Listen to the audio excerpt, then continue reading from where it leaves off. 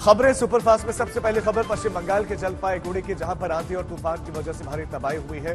तूफानी हवाओं ने कई जगहों पर पेड़ों को जमींदोज कर दिया, कच्चे घरों की छत उड़ गई, कुछ जगहों पर बिजली के खंभे टूट गए। अलग अलग जगहों से जो तबाही की तस्वीरें सामने आई है वो डरा देने वाली है। 5 लोगों की जान चली गई है।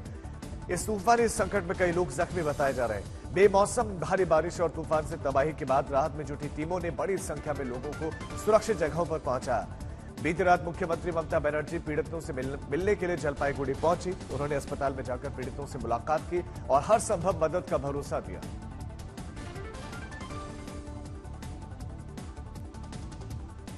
इस बीच में पीएम ने भी अधिकारियों से बातचीत की है, उनसे राहत कार्यों पर बातचीत की। उनको निर्देश भी दिए गए कि राहत बचाव में कोई कमी नहीं होनी चाहिए। जलपाईगुड़ी में तूफान आया और उससे बड़ा नुकसान हुआ है। तेज हवाएं चली और हम आपको 3 तस्वीरें दिखा रहे हैं। तूफान से किस कदर तबाही मची और तूफान कुछ इस कदर आया कि बड़ा नुकसान पहुंचा। घर, गाड़ियां, उनको बड़ा नुकसान पहुंचा। बड़े बड़े पेड़ गिर गए और मुख्यमंत्री भी पहुंचे। ये एक डिजास्टर हुआ। एक ऐसा स्टॉर्म आया था कि 2-3 मिनट में बहुत सारे घर डैमेज हो गया, बहुत सारे आदमी को पूरा घर तोड़ गया और 5 आदमी मर गया और 2 अभी सीरियस भी है। तो जो एडमिनिस्ट्रेशन को जो करना है, एडमिनिस्ट्रेशन जरूर कर रहा है, they are on the spot और वो करेगा भी उसका काम। एमसीसी कोड है, इसी के लिए हम डिटेल्स नहीं बता रहे हूँ, लेकिन गवर्नमेंट पूरी उसका पास है। गुवाहाटी के कुछ हिस्सों में भी तूफान आया है और भारी बारिश का असर हुआ है। गुवाहाटी के गोपीनाथ बोरदोलोई इंटरनेशनल एयरपोर्ट का ये हिस्सा भर भरा कर गिर गया। छत के गिरते वहां पर बारिश का पानी एयरपोर्ट के अंदर भरने लगा। देखते ही देखते वहां पर अफरा तफरी मच गई और काफी देर तक एयरपोर्ट पर यात्री परेशान दिखे। एयरपोर्ट के अंदर का हिस्सा झरना सा बन गया। वहां पर कियोस्क और स्टोर में भी पानी भर गया, वहां पर भी वो भी चपेट में आया और रनवे का भी बहुत बुरा हाल नजर आया। भारी बारिश और तेज हवाओं के बाद का ये दृश्य है, जहां पर फ्लाइट रनवे पर खड़ी है और एयरपोर्ट के भीतर का ये नजारा। एयरपोर्ट के भीतर ये इंटरनेशनल एयरपोर्ट है जिसकी पोल खुलकर सामने आ गई। भारी बारिश के बाद से ये स्थिति हुई है।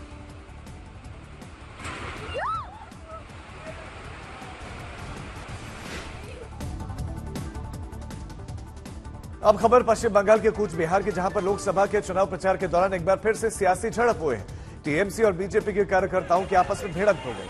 टीएमसी नेता और ममता की मंत्री उदयन गुहा ने आरोप लगाया कि दिनहाटा में कूच बिहार जाते वक्त उनके काफिले पर बीजेपी कार्यकर्ताओं ने हमला कर दिया। उनके निशाने पर रहे केंद्रीय मंत्री निशित प्रामाणिक। उदयन गुहा ने के मुताबिक निशित प्रामाणिक के समर्थकों ने उन पर हमला किया। आपको बता दें कि टीएमसी और बीजेपी का दिनहाटा इलाके में कार्यक्रम था। टीएमसी ने निशित प्रामाणिक पर हमला बोला है, तो वहीं निशित प्रामाणिक ने आरोप लगाया कि टीएमसी हार के डर से बार बार हमला कर रहे हैं। दोनों ही पक्षों ने इस मामले की शिकायत चुनाव आयोग से करने का फैसला किया। तृणमूल कांग्रेस का जो लीडर है वो बार बार ऐसी बात को, ऐसी विषय को समर्थन करता है। इससे साफ पता चलते हैं कि तृणमूल कांग्रेस जो है इस पार्टी का, इस जो है दल का जो है पैर का नीचे का जो जमीन है पूरी तरह से हिल चुका है। इसलिए वो राजनीतिक लड़ाई के बदले सीधा शारीरिक आक्रमण करने के लिए आ रहा है, एकदम सामूहिक आक्रमण करने के लिए तत्पर है और जो है एंटी सोशल एलिमेंट्स को लेकर ये सब कार्य जो है इसको संपन्न किया जा रहा है। लोकसभा चुनाव के लिए प्रधानमंत्री मोदी ने यूपी में चुनावी बिगुल फूंक दिया। उन्होंने कल मेरठ में एक रैली को संबोधित किया और फिर 400 प्लस का मंत्र दिया। इस दौरान उन्होंने कहा कि भ्रष्टाचारियों का बचना नामुमकिन है, ये मोदी की गारंटी है। मोदी का मंत्र है भ्रष्टाचार हटाओ। वो कहते हैं भ्रष्टाचारी बचाओ। ये चुनाव इन 2 खेमों की लड़ाई है। एक खेमा एनडीए का जो भ्रष्टाचार हटाने के लिए मैदान में है, दूसरा वो खेमा जो भ्रष्टाचारियों को बचाने के लिए मैदान में है। फैसला आपको करना है। मैं अपने देश को भ्रष्टाचारियों से बचाने के लिए जो कदम उठाए जा रहे हैं उनके खिलाफ एक बहुत बड़ी लड़ाई लड़ रही है और इसलिए बड़े बड़े भ्रष्टाचारी आज सलाखों के पीछे हैं।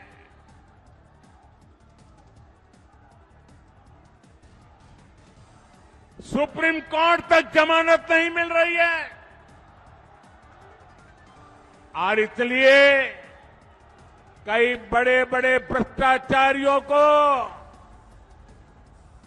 कोर्ट के चक्कर लगाने पड़ रहे हैं।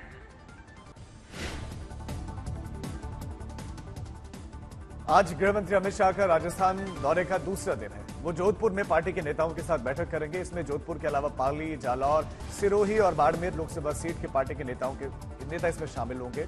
इससे पहले उन्होंने कल सीकर में जबरदस्त रोड शो किया और इस दौरान बड़ी भीड़ दिखी। कार्यकर्ता मोदी मोदी के नारे लगा रहे थे, फूलों की बारिश हो रही थी। मुख्यमंत्री भजन लाल भी अमित शाह के रोड शो में शामिल हुए।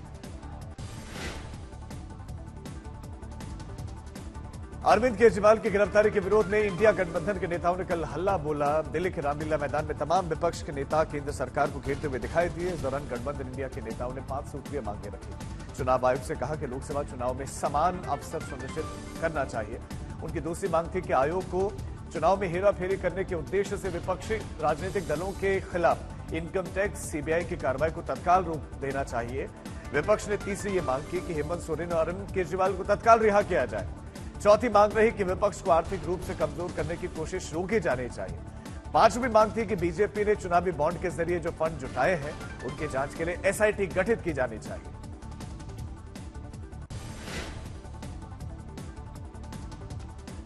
प्रियंका गांधी वाड्रा ने दिल्ली की रामलीला मैदान में बोलते हुए सरकार पर निशाना साधा। उन्होंने रामायण का जिक्र करते हुए राम और रावण की कथा सुनाई और उसके जरिए सरकार को टारगेट किया।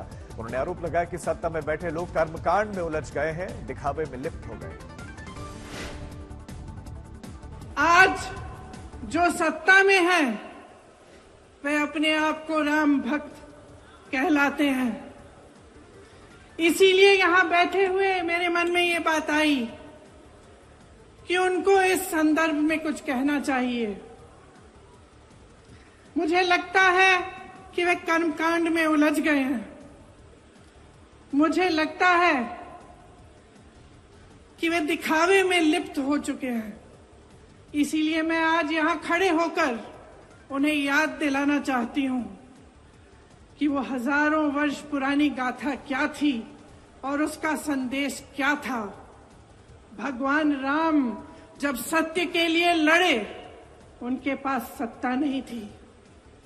भगवान राम जब सत्य के लिए लड़े उनके पास संसाधन नहीं थे। उनके पास तो रथ भी नहीं था। रथ रावण के पास था, संसाधन रावण के पास थे, सेना रावण के पास थी, सोना रावण के पास थी। वो तो सोने की लंका में रहता था। भगवान राम के पास सत्य था, आशा थी, आस्था थी, प्रेम था, परोपकार था, विनय था, धीरज था, साहस था और भगवान राम के पास सत्य था। आज दिल्ली के मुख्यमंत्री अरविंद केजरीवाल की ईडी हिरासत खत्म हो रही है। जांच एजेंसी आज उन्हें फिर से राहुल जमीनी कोर्ट में पेश करेगी। केजरीवाल को ईडी सुबह 11:30 बजे अदालत में पेश कर सकती है। माना जा रहा है कि आपका हल्ला बोल जारी रहेगा और पार्टी नेता मीडिया को संबोधित करके सरकार को घेरेंगे। शराब नीति मामले में ईडी ने 21 मार्च को उन्हें गिरफ्तार किया था। गुरुवार को अदालत ने दोबारा 1 अप्रैल तक ईडी हिरासत में अरविंद केजरीवाल को भेज दिया था। कांग्रेस सीसी की बैठक समाप्त हुई कल और इसमें कई नामों पर मंथन हुआ। खासकर बिहार की सीटों के लिए उम्मीदवारों के नामों पर चर्चा हुई। मंथन के बाद पार्टी ने बिहार की 2 लोकसभा सीट कटिहार और किशनगंज से प्रत्याशी घोषित कर दिए। कटिहार से पार्टी ने वरिष्ठ नेता तारिक अनवर को उम्मीदवार बनाया है। वहीं किशनगंज से मोहम्मद जावेद चुनाव लड़ेंगे। अब खबर बीजेपी के चुनावी अभियान की। आज पार्टी की मैनिफेस्टो कमेटी की पहली और अहम बैठक होने जा रही है। राजनाथ सिंह की अध्यक्षता में गठित समिति बीजेपी मुख्यालय में सुबह 11 बजे यह बैठक करेगी, जिसमें पार्टी के चुनावी वादों को लेकर चिंतन मंथन होगा। हाल ही में पार्टी अध्यक्ष जेपी नड्डा ने एक कमेटी गठित की है।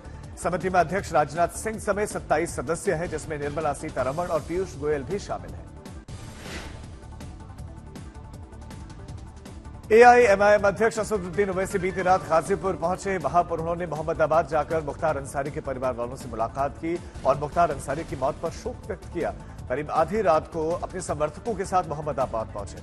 मुख्तार के छोटे बेटे और घर के अन्य सदस्यों से उन्होंने बातचीत की, उन्हें सांत्वना दी।